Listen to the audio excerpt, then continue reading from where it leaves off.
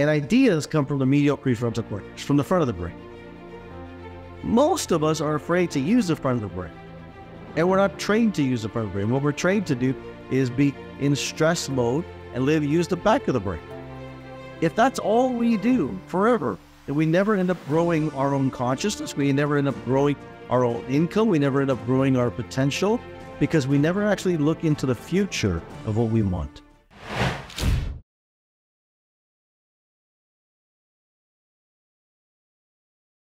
But this is not just a passive process. This is, as you can tell, the book is a workbook. The book is an action workbook. So it's not just sitting on the sidelines.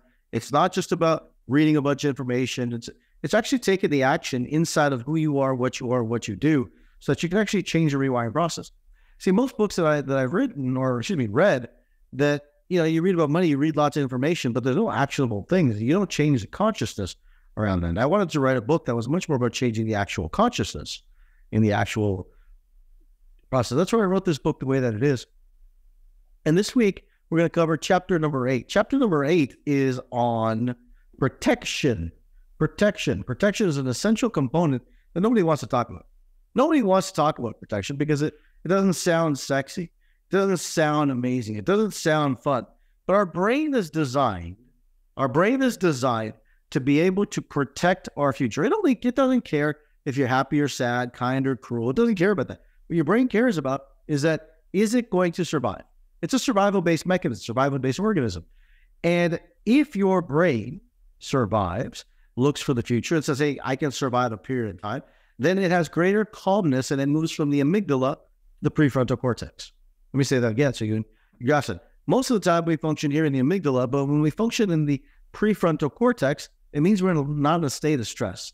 But think about this just for a second. If you're sitting there saying to yourself, I'm trying to focus on my future, and if future looks grim, future looks bleak, future looks scary, you become emotional and you become scared, and that releases the sympathetic neurotransmitters, and your sympathetic nervous system kicks on, and you become fatigued and frustrated, and you don't sleep as well, your body doesn't function as well. And what happens is your whole system starts to become in a state of stress because of that. And when that happens, what happens, our brain automatically defaults towards the actual amygdala. It automatically defaults to the amygdala, which is the emotional center of our brain. So most of us, when we don't plan for our future, most of us have this idea that we're just going to grow old and be abundant, and that's just going to be the way that it works. And it's just not that true, right? It's not like if you're going to live a long time, you've got to plan for it, prepare for it, for what we've got coming. Because statistically speaking, like, there's a lot of studies that show if you can live another 5 to 7 years, you have the potential to live another 20 to 30 to 40 years. Just with all of the different healthcare and health modalities that are coming out there, from stem cell to 3D printing.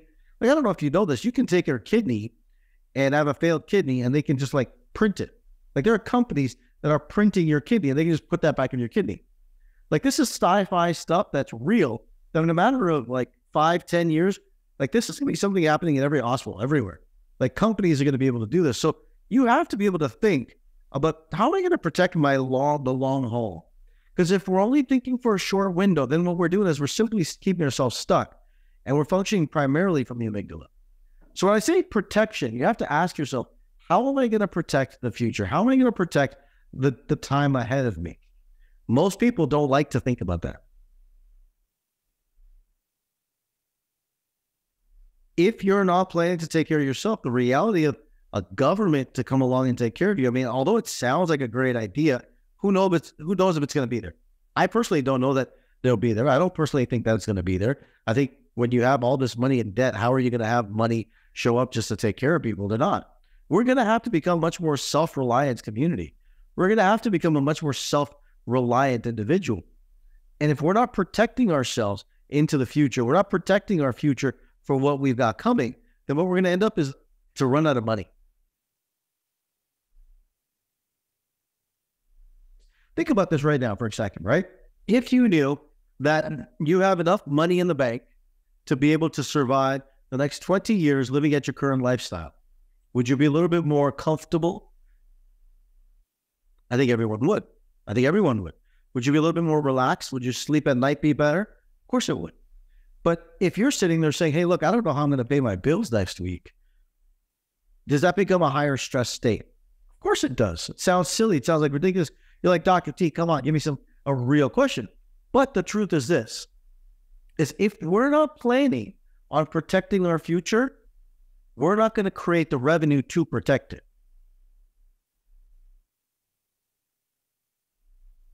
If you're really looking to get wealthy, the truth is that you are not going to save yourself to wealth. You'll save yourself to depend on Social Security, but you're not going to save yourself to wealth, because true wealth is about understanding the game and understanding the cycles of money, understand the cycles of revenue, cycles of what it takes to build revenue. And it takes entrepreneurship, business, but not necessarily you can be working as an executive and be able to do that. Money is just money. Any emotion we put to it, anything, is our delusion.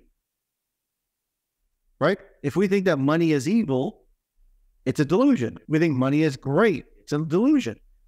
Money is just money.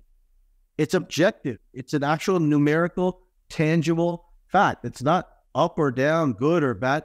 It just is what it is. So when you look at it and you look at revenue and you look at money, part of the reason people won't bring it into their life because they feel that it's evil and they'll push it away. I had a gentleman this weekend who was at the event and he said, what if I have a problem with asking people for money because I don't want to, I feel bad charging people. Anyone feel that way when you're in business or you want to be in business? You feel bad charging people? Yeah, put up your hands. You're not alone, right?